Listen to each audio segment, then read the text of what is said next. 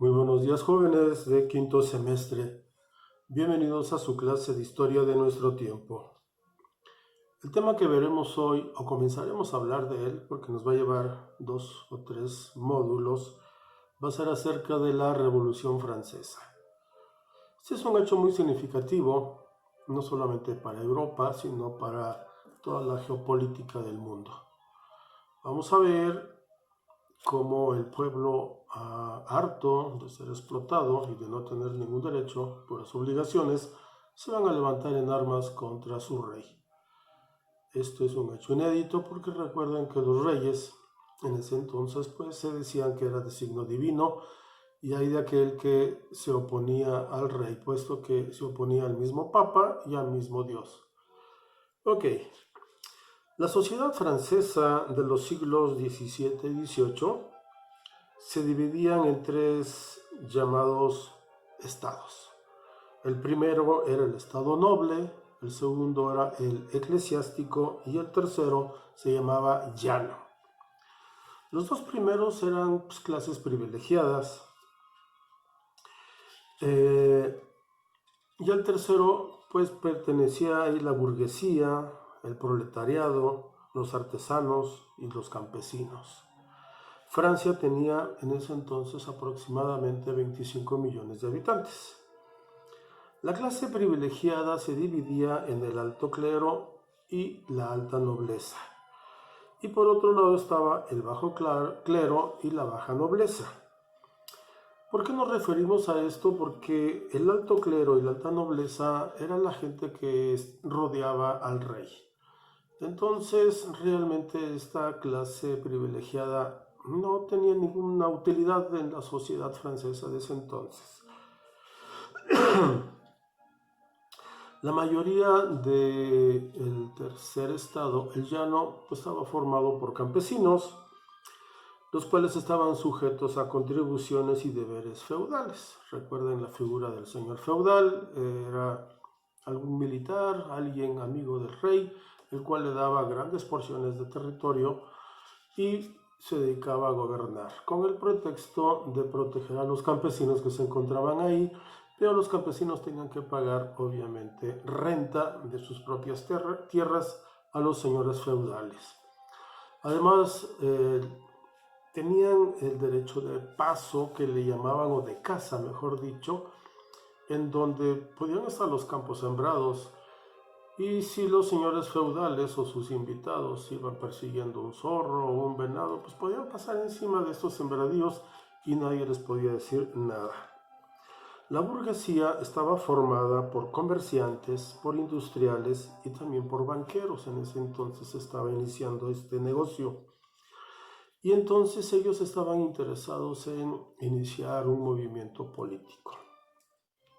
Le habían propuesto al rey que se estableciera una monarquía constitucional, es decir, seguiría la figura del rey, pero ya habría reglas de la Constitución para gobernar el país de Francia.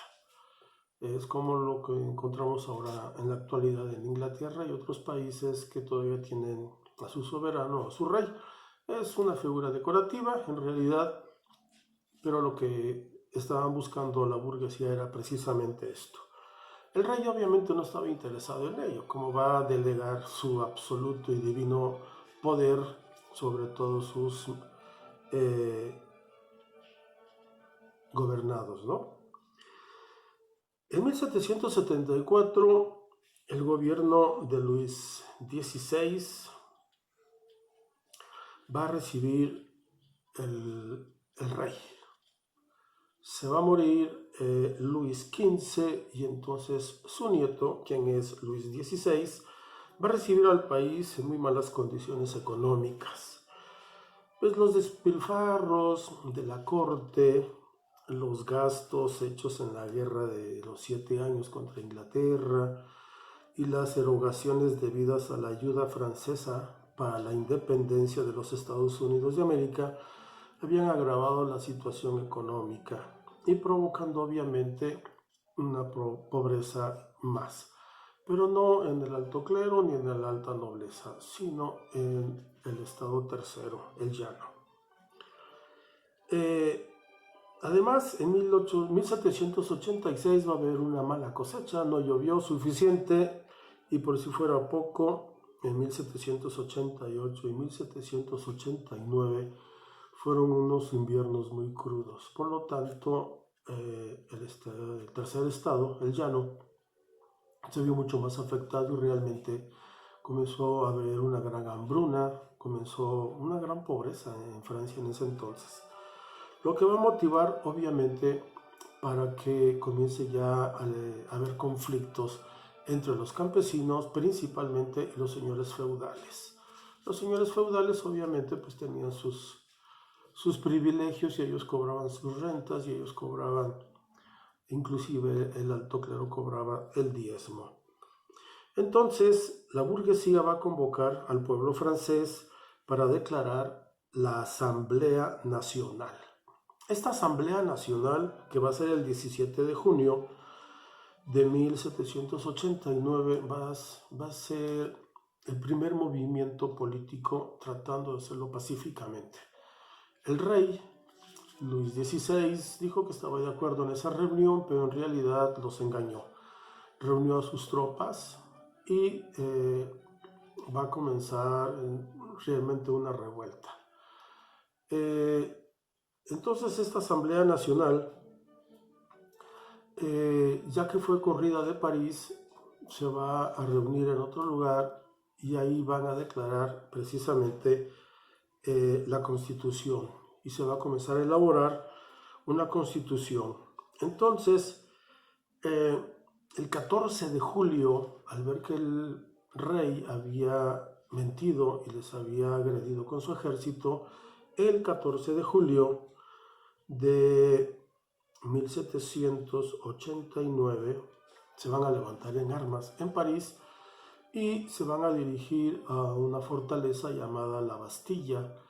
Y esa Bastilla era una fortaleza, se había convertido en una prisión. Todas aquellas personas que no estaban de acuerdo con el gobierno del rey, pues eran encarceladas ahí. Y prácticamente era difícil que alguien saliera vivo de ahí. Entonces van a ir esta muchedumbre, principalmente campesinos y gente de París, y van a tomar la Bastilla y con ello inicia esta revuelta. Mientras esto sucedía en París, en todo Francia, los campesinos se van a levantar igual en armas y van a agredir y van a quemar los castillos de los señores feudales. Los señores feudales no pudieron defenderse, algunos van a huir hacia el extranjero y otros a las ciudades para defenderse o esconderse ahí. A esta época se le va a llamar la época del Gran Miedo. Obviamente nadie esperaba una reacción así. Entonces, vamos a hablar acerca de la Asamblea Constituyente. El 26 de agosto de 1789, esta asamblea va, fíjense, la Declaración de los Derechos del Hombre y del Ciudadano, que afirma varios derechos, entre ellos los derechos naturales e imprescriptibles del hombre, como son la libertad, la propiedad, la seguridad y la resistencia a la opresión. Hasta aquí vamos a llegar. Tienen tarea, jóvenes, para el próximo viernes. Vamos a platicar a esto. Ustedes me van a investigar en qué consistieron la Declaración de los Derechos del Hombre de los franceses. Gracias, tengan buena tarde. Tienen tarea y además espero sus evidencias. Recuerden, mañana martes hasta las 8 de la noche. Buen día.